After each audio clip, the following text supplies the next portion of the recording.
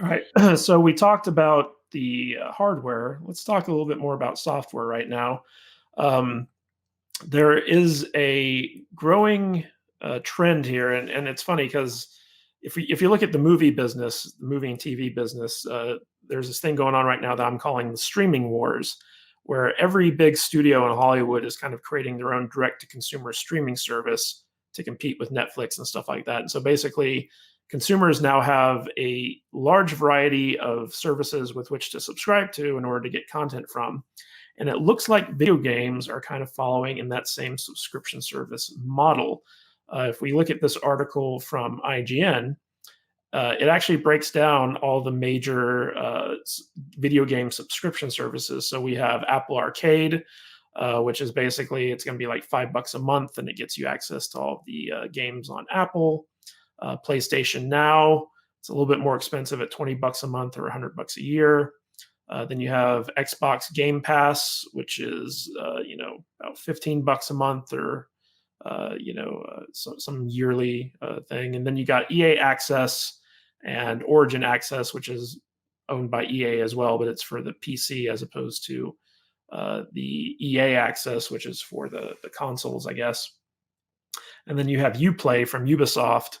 So basically, you have a lot of different choices with which to subscribe to for games. And this seems to be the model that the video game industry is going towards, whereas instead of buying individual games, you subscribe to a service and you get these games as part of the service, basically Netflix for games. What do you think of this trend? So I have two thoughts. The one thing is, I absolutely love this trend as an older gamer. Why is that? Mostly, I want to play games. I want to play a variety of games. I don't have the time to sit down and finish every single game that I want to play. Some of them I'll play for a week. I'll play for 2 or 3 days. I'll play just to try it out or just to play a singular mode of it or something like that. I have Xbox Game Pass. I've had Uplay. I've had Origin. I've had. I actually had Viveport for my VR, and I'll sit down and play a different game every night, and don't have to worry about it. I don't come back to games too often. I don't have time for the long term games anymore. I don't have time to play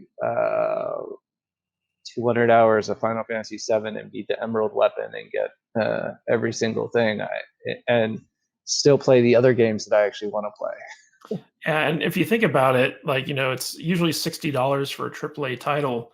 And with one of these, it's like, okay, maybe you're paying $20 a month, but you're getting access to that AAA title as part of your subscription, right? Yeah, and I mean, there's a lot of people who this won't work for. The people who will play a single game for a year and a half. The people who only want to sit down and play Minecraft, which costs them $30, but they'll play for 2 years. But for someone like me, I absolutely love it, and I especially like that a lot of the DLC is included as well.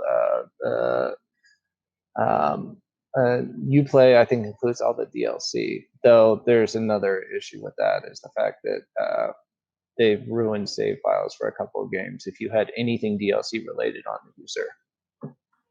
So, as a fan of this model, let me ask you, which of these that this article lists do you think is the best value?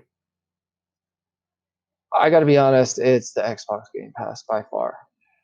There's 160 some games. They add, I think this month they added like 9, maybe. They've been good about adding somewhere around that many every single month. And if you actually have an Xbox as well, the $14.99 a month for both is an insane value. So basically, with the Xbox Game Pass, you not only get the games for your Xbox, but you get them for your PC as well, right? Yep. And I think you get a little bit more for Xbox. Also, the good thing about the Game Pass is that a lot of the ones that are exclusive to one to one platform. Like anything that wants to be on Xbox, I believe that's also on PC has to be on the Xbox Game Pass. That's how they got around the exclusivity for Outer Worlds. That's how they got through the exclusivity from Epic for Metro Exodus. So it's definitely a good value. So Xbox Game Pass is the winner of all these, in your opinion. It looks like Apple Arcade is a lot more casual, kind of mobile games. Yeah, if I'm right. But it's also Mac OS. Yeah. The PlayStation stuff, they were kind of the first to do the subscription model. The ones that don't really appeal to me are the EA Access and the Origin Access, simply because I've dealt with EA before, and I don't like them. They have like these weird, just this weird business model, especially like, for instance, Anthem. When Anthem first came out, EA Origin, or what's it called? EA Access. The people who had EA Access got like a what do you call it? They got early access to Anthem if they were on EA Access, and the model that they used for that was just extremely like weird. Yeah, like it was so complicated. Like they put out this infographic of like who could access what when, and you were just like, I need a flow chart to understand what my EA Access gets me. So I'm not too big on EA or Origin. Basically, Origin's the same thing as EA Access, except it's for the PC. And as we all know, EA is one of the worst companies in the world. Yeah. So I wouldn't want to support them with this endeavor. No, and even their EA Access, it's like, okay, it's the $4.99 a one you get a list of games, and then they have a $14.99 or like $15.99, I think. I think it's $29.99 per year. No, they have a different version of it. It's EA Access. Oh, sorry, Origin Access Premier. Yeah, which is there's a different set, and I think some of them you actually have to pay for DLC on that one as well. Yeah. And it's such a weird service that I can't actually ever recommend Origin Access. I just can't do it. Uplay, I can see. Uplay actually has a very large older library as well. But again, I've had my own issues with it, where your characters, if you own the base game and then you have it and then you play any DLC with it, you can actually lose access to your save file the moment your subscription lapses. Yeah. So of the group, it seems like Xbox Game Pass is the winner that people should be looking at. Yeah, and it's really weird for me as an old school geek to actually say that Microsoft seems to be the best at a lot of things anymore. I know, right? Sorry, this is a geeky tangent. They're actually one of the open source kings anymore. Everything they do anymore is open source. It's crazy. Yeah. Taking a new direction. Hey, thanks for checking out this video. I hope you got a lot out of it. And remember, if you want to support the channel, please check us out on the socials.